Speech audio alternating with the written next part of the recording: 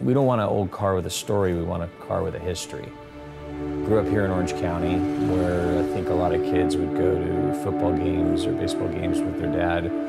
I went to car shows, and although I'm not really mechanically inclined, I quickly fell in love with the aesthetics of cars and enjoyed being around them, enjoyed hearing them, smelling them.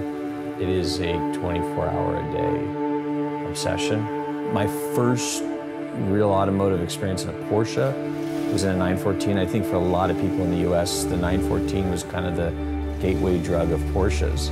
It has sort of a Bauhausian, simplistic form follows function. It has such an engaging experience. You're so connected with the road. I mean, it just feels like you're going a million miles an hour.